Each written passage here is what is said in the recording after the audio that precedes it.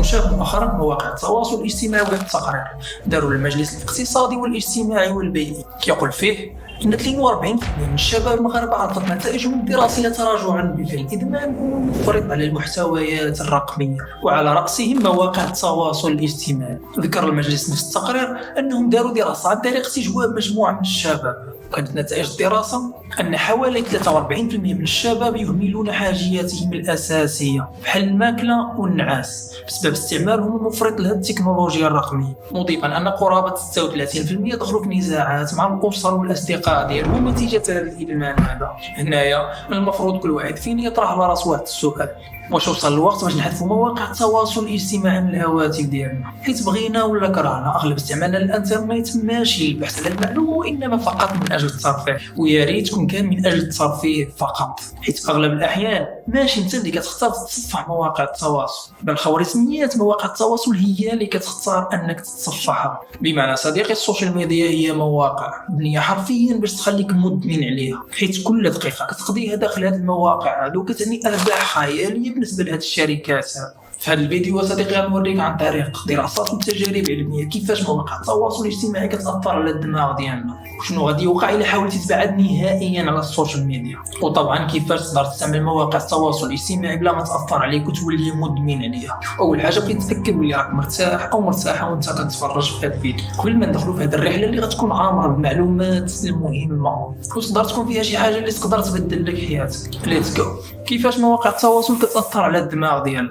تخيل معايا ان اكثر من 69% من البالغين و81% من المراهقين ما كيدوز لهم شي نهار بلا ما يدخلوا لمواقع التواصل الاجتماعي، واكثر من 90% من المراهقين كيدوزوا فيها اكثر من 4 ساعات كل نهار. اقل هاد 4 ساعات حيت باقي غادي نعاود نهضر عليها. هادشي كيعني ان دماغنا كيتعرض لمحفزات مستمره نهار كامل، وهذا الشيء مع الوقت كيدير تغيرات في البنيه العصبيه ديال الدماغ. البدايه ديال هذه التغيرات كتبدا مع كل اشعار، كل لايك وكل تعليق كيوصلك. هو محفز كيدير تفاعل كيميائي في دماغك، حيت التطبيقات بحال انستغرام، تيك توك وفيسبوك خدامين بمنظومه ديال الفاريبل ريوردز او المكافآت المتغيره، واللي كتعني ان كل مره كتشوف شي حاجه جديده كيدير دماغك افراز ديال الدوبامين، الماده المسؤوله عن الاحساس بالمتعه والتحفيز.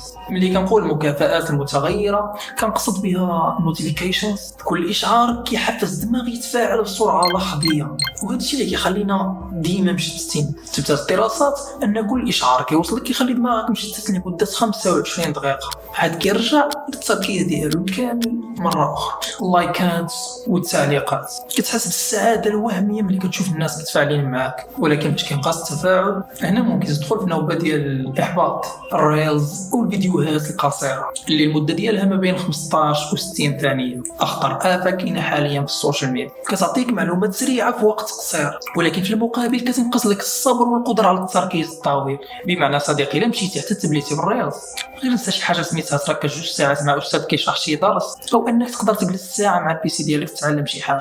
ثالثا، الانفينيتي سكرول او السحب اللانهائي، خاصيه اللي كديرها معظم التطبيقات باش تخليك ديما كتقلب بلا ما توصل للنهايه، بحال القمار تماما.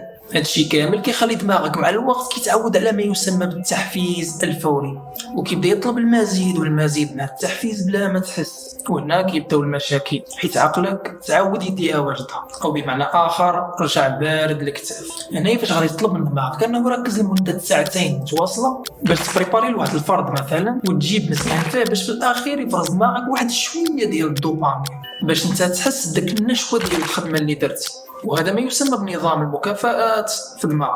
في هذه الحاله هذه دماغك ما غاديش يستوعب هذا الامر هذا، في عوض ما يطلع لك ايرور غادي يبقى كل شويه يشتت لك الانتباه ديالك حتى تلقى راسك هزيتي تليفونك وكتطلع تهبط في فيسبوك ولا كتفرج في الريلز في انستغرام. هادشي كامل اللي هضرنا عليه نقدروا نجمعوه في 3 ديال التاثيرات اساسيه، او سميهم اعراض او سميهم امراض او سميهم اللي بغيتي. واول تاثير كنتعرضوا ليه هو فقدان التركيز والانتباه، attention capacity، اللي هو الاساس باش تقدر دير اي حاجه في حياتك. الباحثين كيقولوا ان الناس المدمنين على مواقع التواصل كيصعب عليهم يتجاهلوا التشويش وهذا الشيء مع الوقت كينقص من الاداء العقلي ديالهم وكيصغر الاجزاء المسؤوله على التركيز في الدماغ. ثانيا الميموري اند انفورميشن بروسيسنج، الذاكره ومعالجه المعلومات.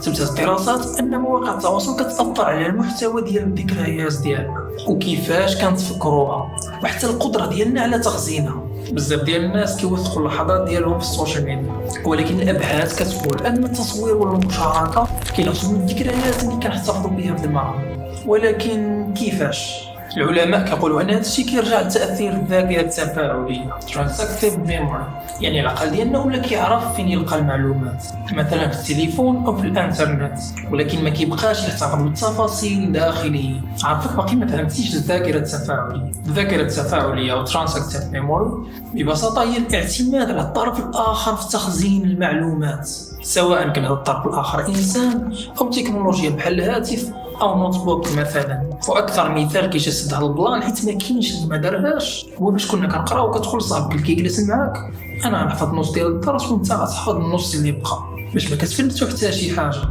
حتى هذيك ذاكره تفاعليه برافو راك فاهم.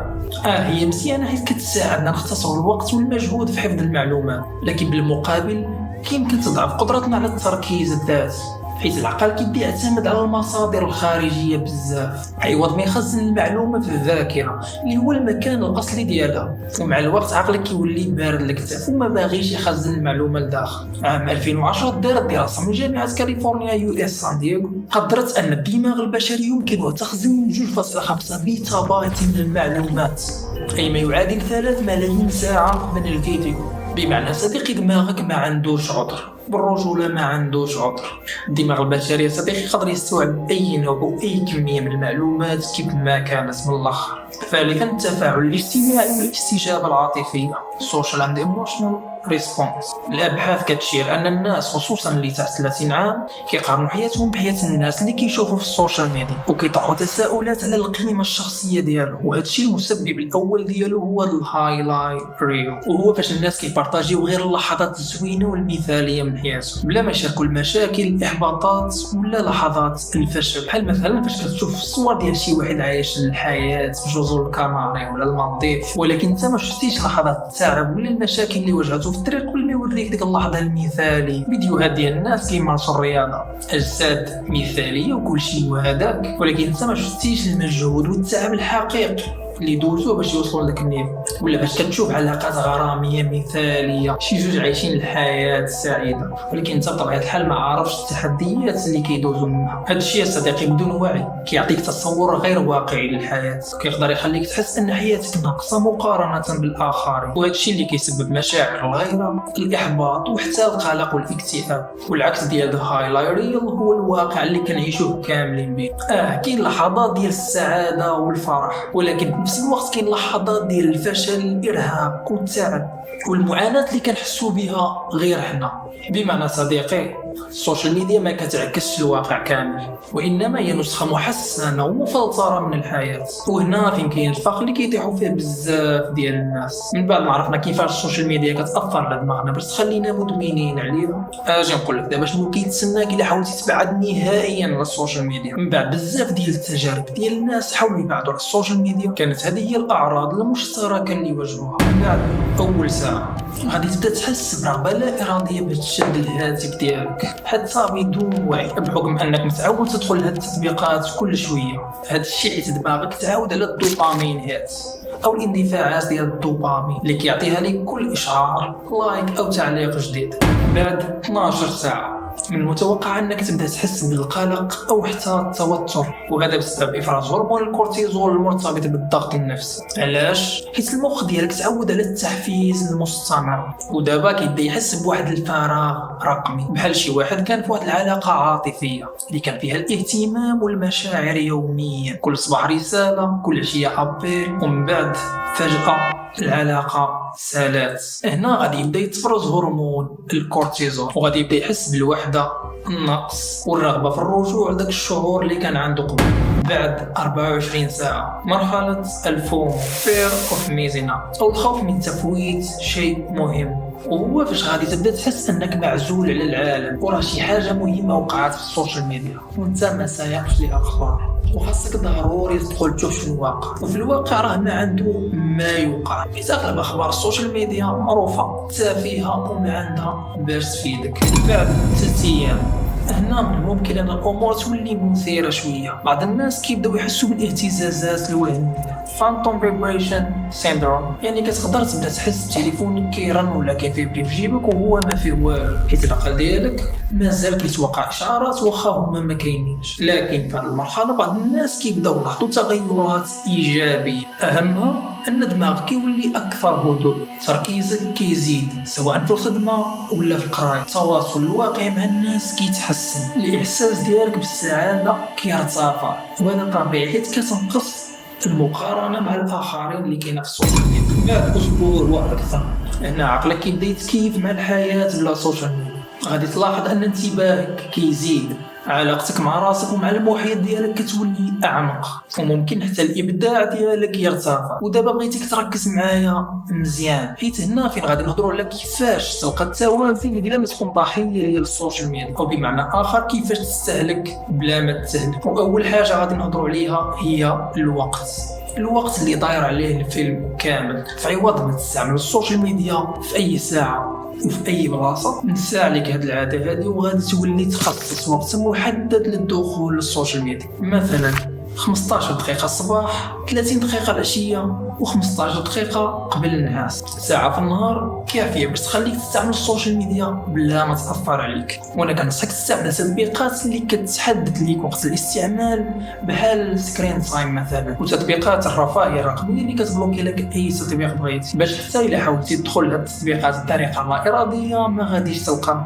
يكفي انك تكتب الرفاهيه الرقميه في بلاي ستور ولا اب ستور وغادي يطلعوا لك عرام ديال التطبيقات. ثانيا نقي الفيد ديالك او المحتوى اللي كتتابع في السوشيال ميديا، تابع الصفحات والقنوات اللي كتعطيك قيمه حقيقيه، يعني كتستافد منها شي حاجه. حيد الحسابات اللي كيديروا لك المقارنه السلبيه اللي هضرنا عليها واللي كتزيدك غير الضغط النفسي. استعمل مبدا الديتوكس الرقمي بين الحين والاخر، حيد التطبيقات نهائيا لمده يوم او اكثر باش تسترجع السيطره على وقتك. بحال كيفاش الجسم كيدير ديتوكس بالسموم، المخ حتى هو كيحتاج يرتاح من التحفيز المستمر اللي كتعطيه لنا السوشيال ميديا. ثالثا واهم نقطه، بدل السوشيال ميديا بانشطه حقيقيه. هنا فاش غادي تحتاج تفكر ديك 4 ساعات اللي قلت لك عقل عليها في الاول ديال الفيديو، في عوض ما تضيع 4 ساعات في السكرول اللانهائي في فيسبوك ولا انستغرام، استثمر هذا الوقت هذا كل نهار بانك تبني عادات ايجابيه اللي يقدروا يغيروا لك المفهوم ديال الحياه بالنسبه لك. مارس الرياضه، قرا كتاب، تعلم شي مهاره جديده،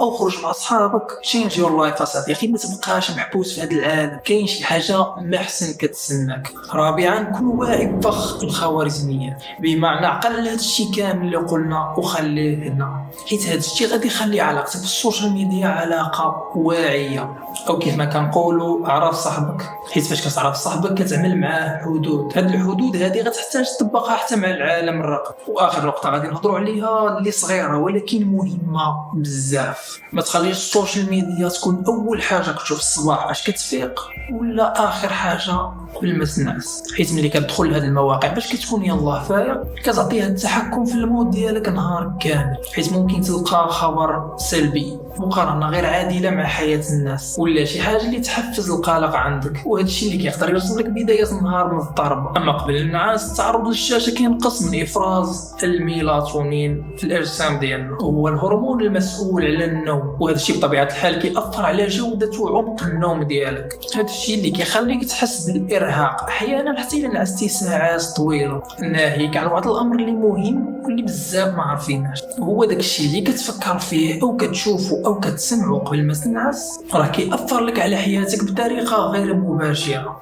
هذا الموضوع خاصو فيديو بوحدو، ولكن خاصك تعرف باللي داك الشيء اللي كتفكر فيه قبل ما تنعس راه كياخذ العقل اللاواعي ديالك وكيعتبرو حاجه مهمه بالنسبه لك. داك الشيء علاش كيمشي يحلل هاد الافكار هذه فاش كتكون ناعس، باش كيعطيك افكار جديده من نفس النوع في نهارك. بمعنى الا كانت افكار ايجابيه غادي يعطيك افكار ايجابيه في نهارك، والعكس صحيح. والحل بدل السوشيال ميديا بروتين صباحي صباحي صحي بحال الرياضة مثلا، وقبل النعاس حاول تبدل الشاشة بشي كتاب ولا تقرا ما تيسر من القرآن، وهذه غادي تكون أحسن حاجة تقدر ديرها. وهنا غادي نكون وصلنا للآخر ديال الفيديو. كنتمنى نكون وصلت المعلومة بطريقة اللي واضحة ومفهومة. كنتمنى أيضا إلا كانت عندك شي ملاحظة بخصوص المحتوى أو طريقة التقديم تخليها لي في التعليقات، حيت بصح هادشي غادي يعاونني بزاف باش نطور المحتوى اللي كنقدم. إلا وصلتي لهنا كنبغي نشكرك بزاف، هادشي كيعني بزاف بالنسبة لي. بغيت أيضا تشاركونا آراءكم وتجاربكم في التعليقات، حيت هادشي غادي يعاون الناس آخرين يديروا بحالكم. واش فكرتوا من قبل في التقليل من وسائل التواصل الاجتماعي وكيفاش كان التأثير ديالها عليكم؟ شكرا لكم على المشاهدة، ما تنساوش ديروا معكم ديك اللايك وسبسكرايب. نتلاقاو الفيديو اللي ماجي،